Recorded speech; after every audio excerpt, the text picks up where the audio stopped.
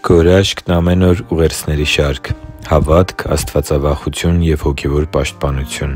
Շարունակում ենք ուղերձների շարքը, որը կրում է «Հավատքի պատերազմ մղելու առանձնահատկությունները» անվանումը։ Հավատքի պատերազմի թեմայի շրջանակներում շատ կարևոր է հասկանալ հոգևոր պաշտպանության մասին աստվածաշնչյան ճշմարտությունը։ Սիրելի՛ բարեկամ,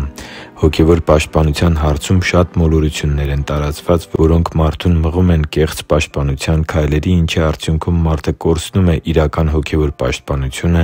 և բախվում է բազմաթիվ հոգևոր պարտությունների։ Մարդիկ փորձում են իրենց պաշտպանել հատուկ աղոթքներով կամ որոշակի հոգևոր առարկաներով, հատուկ սովորած հռչակումներով կամ Տեր Հիսուսի արյան երևակայական ցանկապատը իրենց շուրջ պատկերացնելով։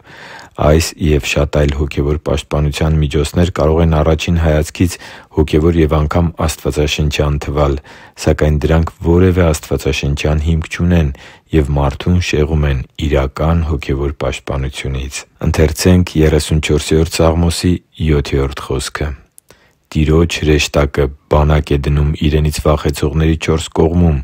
և ազատում է նրանց» (Սաղմոս 34․7)։ Իրական հոգևոր պաշտպանությունը մեկ անուն ունի՝ աստվածավախություն։ Եթե մարդը չունի աստվածավախություն, նա զրկված է հոգևոր պաշտպանությունից։ Եթե մարդը չունի աստվածավախություն, ոչ մի հռչակում ու ոչ մի աղոթք նրան չի ազատի թշնամու հարձակումներից ու լարած ծուղակներից։ Աստծու համար թանկ ու սիրելի՛ զավակ, աստվածավախության պտուղը սրբության ձգտումն է։ Աստվածավախության բացակայությունը մեղքի հանդեպ անհոգության վերաբերմունքն է։ Տեր Աստծու իրական պաշտպանությունը միայն աստվածավախ մարդկանց վրա է։ Եթե դու սիրում ես մեղքը, եթե թաքցնում ես այն կամ արդարացնում Աստծու կամքին ու Նրա Խոսքին հակառակ գործած քո արարքներն ու վերաբերմունքը, ապա ոչ մի աղոթք ու ոչ մի հռչակում չի կարող ապահովել քո հոգևոր պաշտպանությունը։ Անհնար է ապրել գիտակցված մեղքի կյանքով, մերժելով ապաշխարությունն ու խոստովանությունը և միաժամանակ լինել Տեր Աստծու պաշտպանության ներքո։ Մեղքի կյանքը ճշմարտությանը հակառակ ապրելն է։ Իրական հոգևոր պաշտպանությունը աստվածավախության մեջ է։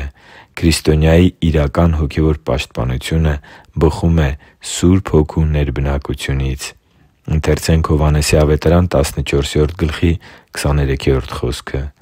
«Հիսուսը պատասխանեց ու ասաց նրան. «Եթե մեկն Ինձ սիրում է, Իմ խոսքը կպահի,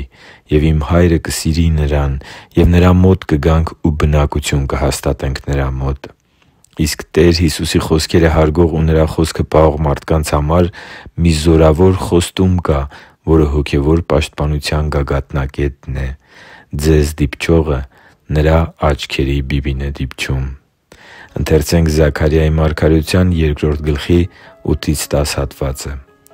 «Որովհետև ձեզ դիպչողը Նրա աչքերի բիբին է դիպչում։ Ցնծա՛ և ուրախացի՛ր, ո՛վ Սիոնի դուստր, որովհետև ահա Ես գալիս եմ ու բնակվելու եմ քո մեջ, ասում է Տերը»։ Իսկ քո պատկերացումը հոգևոր պաշտպանության մասին համընկնո՞ւմ է արդյոք Աստվածաշնչի փոխանցած ճշմարտություններին։ Հիշի՛ր, որ դու Աստծո հրաշքն ես, և Աստված սիրում է քեզ։ Շնորհակալ եմ, որ դու կա՛ս։ Սիրով և աղոթքով, Արման Մանուկյան։